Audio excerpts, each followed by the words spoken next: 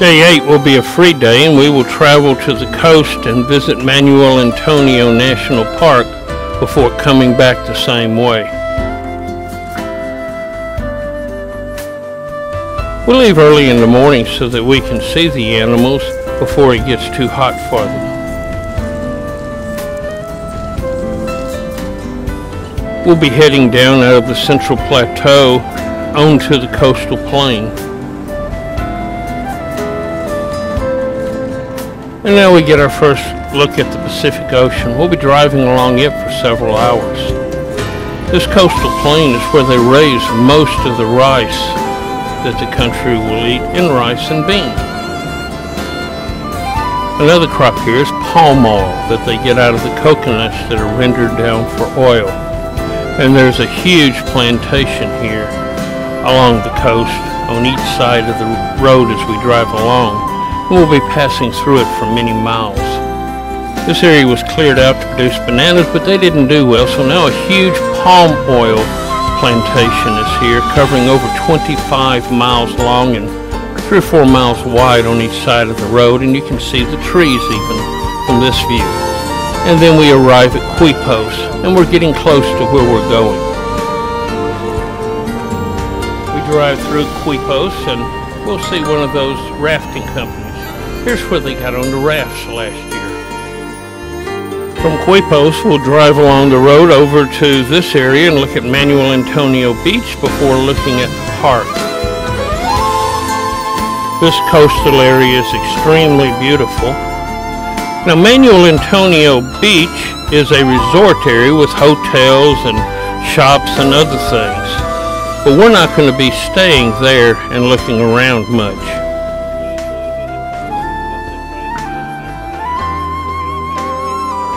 As said, we're not going to be staying on Manuel Antonio Beach. We're going to be going to Manuel Antonio Park, which is a nature preserve, and there are no hotels or anything there. We'll follow this trail through the park with a guide down to the beach and swim, and then come back along it also.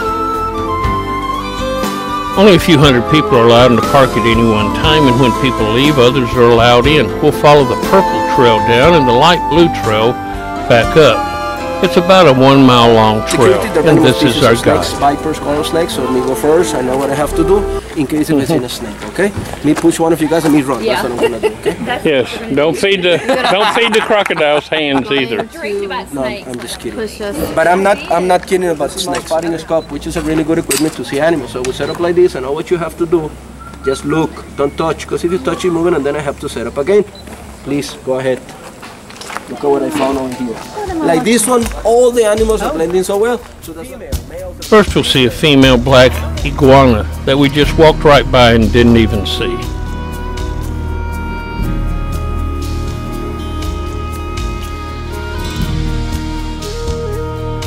Next we come to a golden orb spider. Notice to the top right at the red arrow is the male, which is much smaller.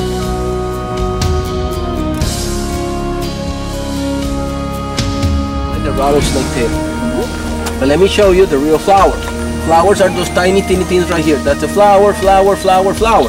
So all these things who go like this, those are modified leaf or bract. And their function is to...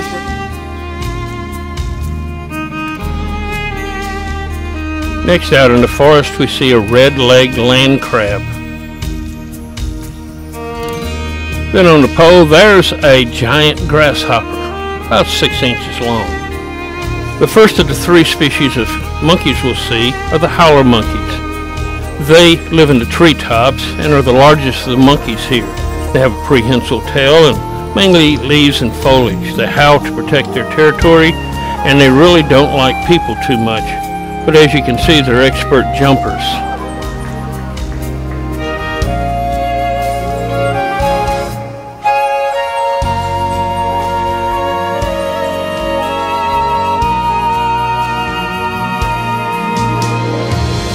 Next we come to a 3-toed sloth. Their digestion is very slow, takes weeks to digest the leaves they eat, and that's a little black dot right up there. As we stop to look at a stream flowing through the jungle, there's a Jesus Christ lizard, a basilisk. They're called Jesus Christ lizards because they walk so fast they can literally walk on water. Next, on one of the trees, there's some white-lined bats. They're so small you could hold them in your hand easily.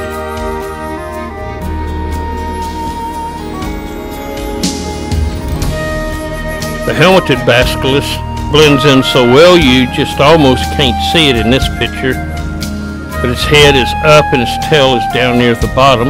You can see it better here. Then we see the other species of iguana, the green iguana. This one's a fairly small baby.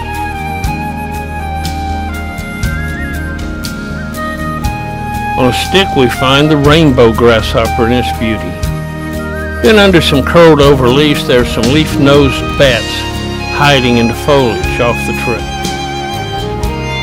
We've been passing many of these palm trees. They're called porcupine palms. Notice the spikes on the trunk keep animals from climbing up, but squirrel monkeys know how to get there.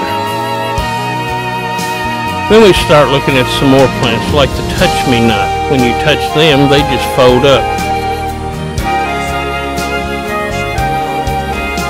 Then a baby green iguana runs across the road.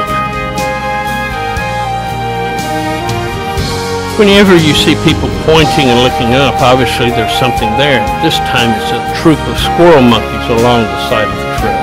This is truly a blessing because they're not very common here. In fact, there's only about 1,000 of this subspecies in the entire world, and they're all in this park. These small bats and plants, and they're the smallest of the monkeys found in this park. But obviously they don't mind people watching them.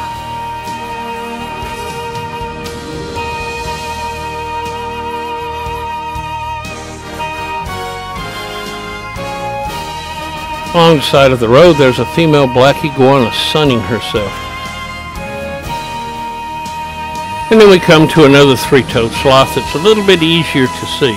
They only come out of the trees about once every 8 days to go to the bathroom. Otherwise, they mainly just sleep and digest their food. And now we've arrived at the beach, Playa Manuel Antonio. There's several beaches here, but this is the one we'll be swimming on. It's a beautiful beach with white sand and a beautiful setting in a cove.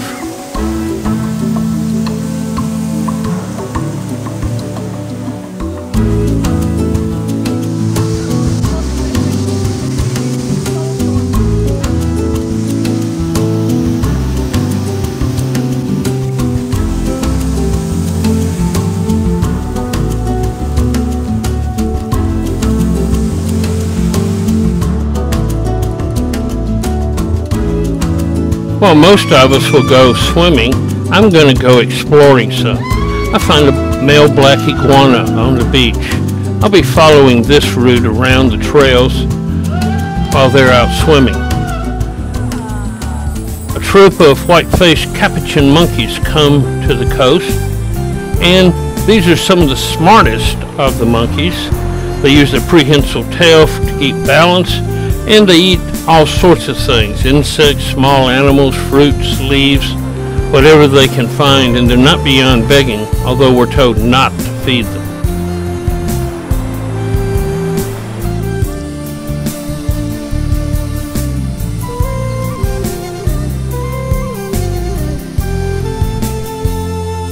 Some of the troop have babies with them.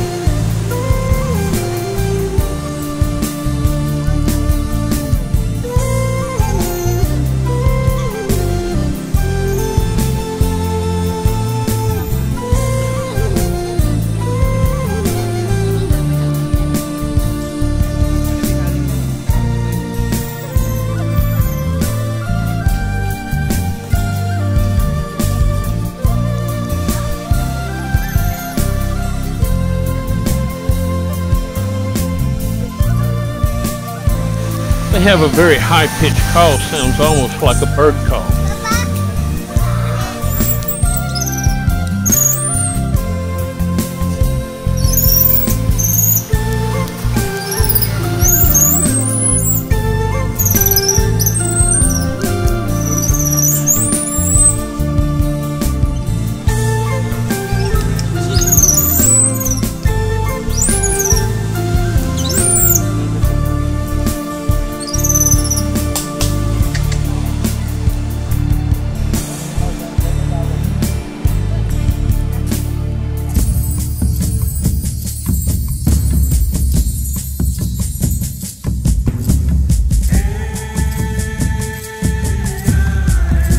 Next up we see some termites' nest.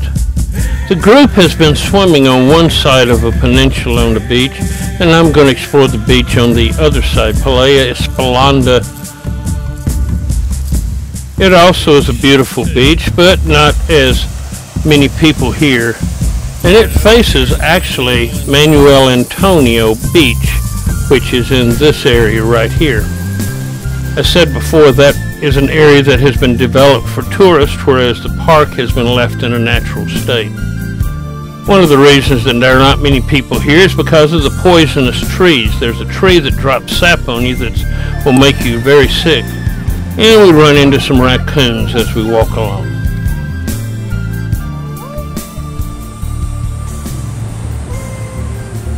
Then there's a hermit crab crawling along in its shell. And next up, there's another male black iguana right along the side of the path. He's about 4 feet long.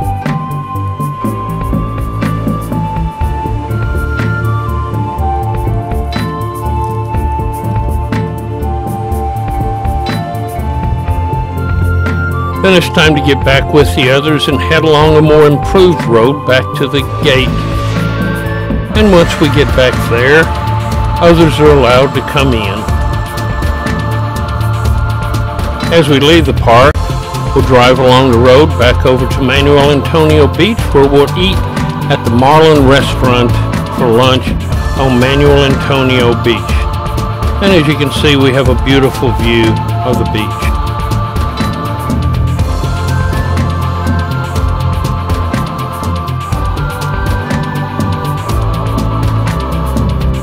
And as said before, this is a commercial area. Then it's time to drive back home past the palm oil plantation and past the rendering factory where they make it into the oil.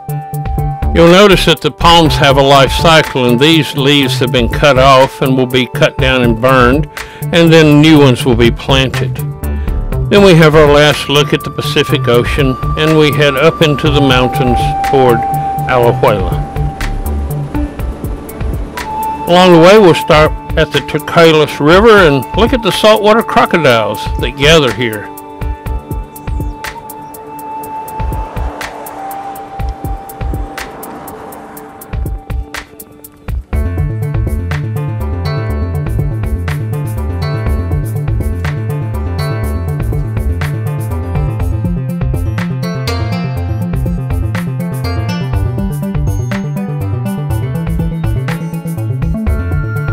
And you really never know what kind of wildlife you're going to see. Here's a pair of black iguanas, the male on the left and the female on the right.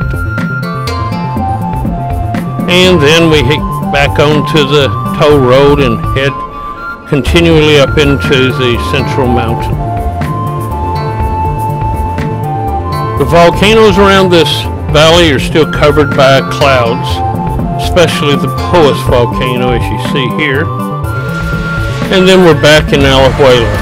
We drive along one of those living fences again that just grows up from plants and acts like barbed wire fence. And then one last look over Alajuela as we drive by and the volcanoes around it. We go back to the hotel for rest, and I go out and go over to the Central Square and get me something to eat at McDonald's, and it's highly busy there this time of the day. And this brings us to the end of our last day in Alajuela. Tomorrow we go home.